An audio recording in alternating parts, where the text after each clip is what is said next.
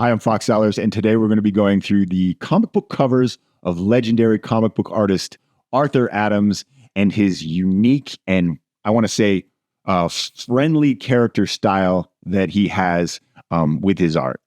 Before I do, if you would go ahead, click the like, click subscribe. You'll be keyed into videos just like this. Sometimes I'm covering comic book art. Sometimes I'm covering storytelling, the arts, if it were. Now, Arthur Adams gained his notoriety from his original series that he did with Marvel, which was called Long Shot. It introduced one of the most unique X-Men. He became an X-Men anyway. And his superpower is that he's lucky. So like his eye would light up like a big star every time all of the things around him started to work in his favor. It is a really unique power. He was one of my favorite characters. And if you read this series, the detail in it is just absolutely amazing. I mean, the series showcased his like distinct style, which was like a blend of like realism and exaggerated proportions, and combined with like these, I want to say, intricate detail that he would do. The series not only highlighted his technical skills, but it also demonstrated his ability to capture his emotional depth of characters. And it showed that he was already, like right out of the gate, a master of storytelling. And throughout his career, Arthur Adams was he was known for his work on X-Men and the Fantastic Four and Superman and Batman. And he was often associated with like indie comic books. He also had a noticeable impact on artists making a name for themselves as they came out over the last 4 decades. So he's been influential to thousands and thousands of artists. So here we go. Here are the 22 greatest comic book covers by Arthur Adams.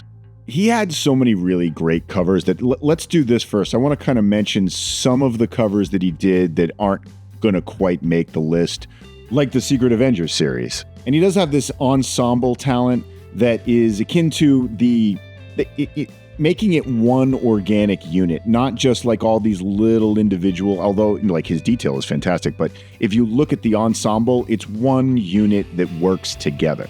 He is mostly known for his X-Men, so there's going to be a lot of the classic X-Men that show up throughout here.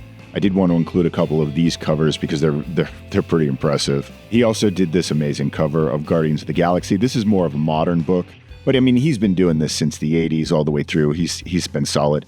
And I'm not familiar with this Flash cover so much, but I do want to point out that he does have a fascination with monkeys, anything ape-related, and then dinosaurs. And not only does he seem to have some sort of enthusiasm for them, but he draws them pretty awesome.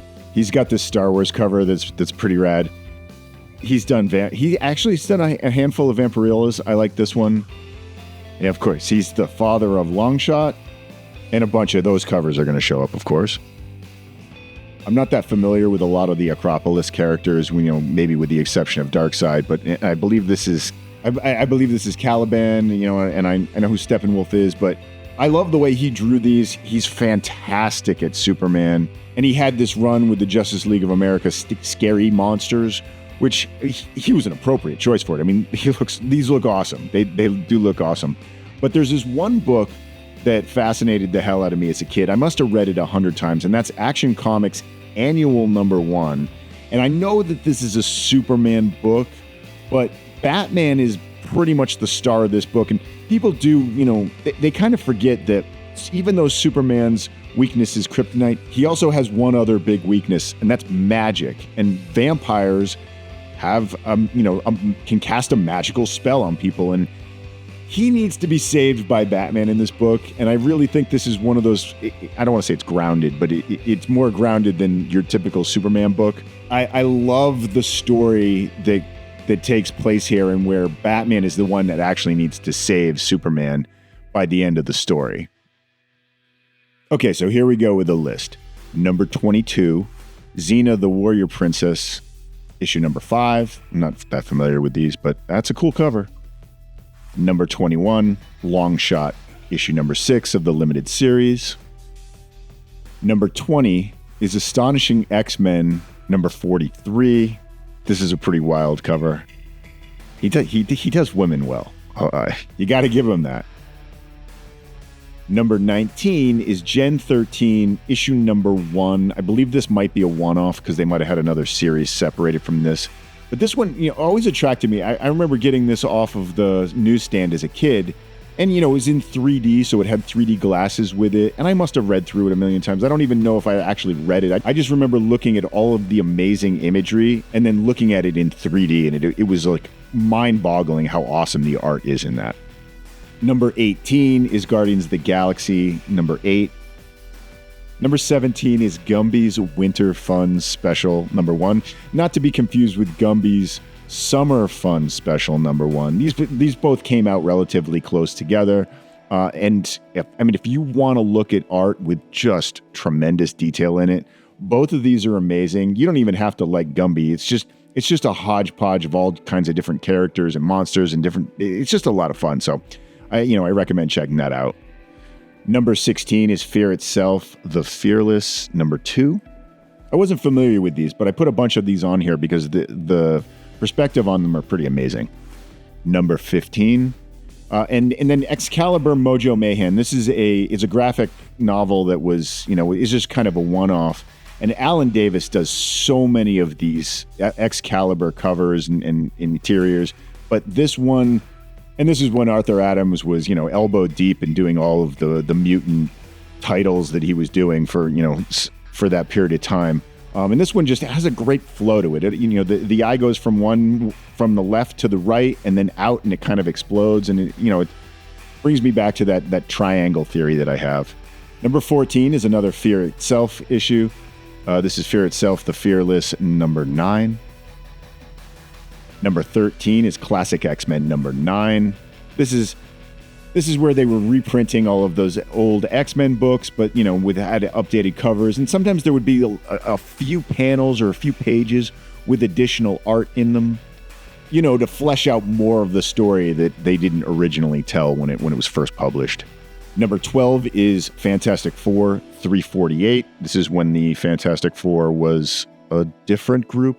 None of the original Fantastic Four. And I believe this was a 3 or 4 issue little run that they did that was a lot of fun, too. Number 11 is The Spectre Annual 1. Number 10 is another Classic X-Men number 8. Number 9 is Secret Wars number 2. Number 8 is, of course, his flagship character, Longshot. This is Longshot number 1. And I believe this was his introduction into Marvel with this series. And it's I go back and read this all the time, 1 through 6. They're pretty awesome. Number 7 is a variant cover. This is G.I. Joe number 1, which has the Baroness on it. Looks amazing. There was a couple versions. Number 6 is Guardians of the Galaxy number 19. This is one of those fold-out covers. I love Thanos. Number 5 is Red Sonja number 2. Here you go with... These aren't dinosaurs, they're dragons, but he does he does do these. And he does them well. I like it. Number 4 is New Mutants number 39. Here he is doing an unbelievable job on Emma Frost again. Number 3, this one's a bit of a dark horse. I don't think people would have expected this, but and this series isn't that good. However, this cover is awesome. I just love the way you almost feel like she's literally a fire, and it's all a whole bunch of people around the campfire, because she glows outwards and you can feel it on them. And again, this is another example where he does a crowd of people and they're all organically one unit. They're a character in itself. The crowd is a character on this. Fantastic use of color too. Honestly. Number 2 is the special edition of the New Mutants. Number 1, it's kind of like, I believe it was kind of like their annuals. They weren't doing annuals yet for the New Mutants, but this one folds out.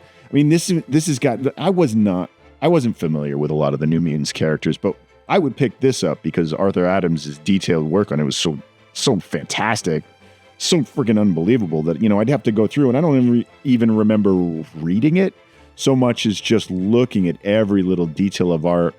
And also, too, I remember I was in art school, and I used to pull out books like this and then just draw things that I saw in there just to kind of adapt the style to my own a little bit, but take from what he was doing, because it was just so much great ink work in there. And then number 1 is Classic X-Men number 1. This is the reprint of Giant Size X-Men number 1. It has all of those mutant characters of the X-Men. And I think, maybe 5, 6, 7 of these are some of the best individual drawn versions of those characters. I mean, find me, you probably could because there's so many great pictures of Wolverine, but I dare you to find me a better image of Wolverine. Iceman, I mean, there's some better ones of Nightcrawler, but that one's pretty awesome. The one of Colossus in the background, I mean, that's fantastic. I mean, just blows my mind. And this is one of the rare ones where there's absolutely no background whatsoever. It's just white, but it splashes out these characters with such, it just encapsulates each one of these individual characters with such dynamic splendor that, I love it. I always go back and look at this cover.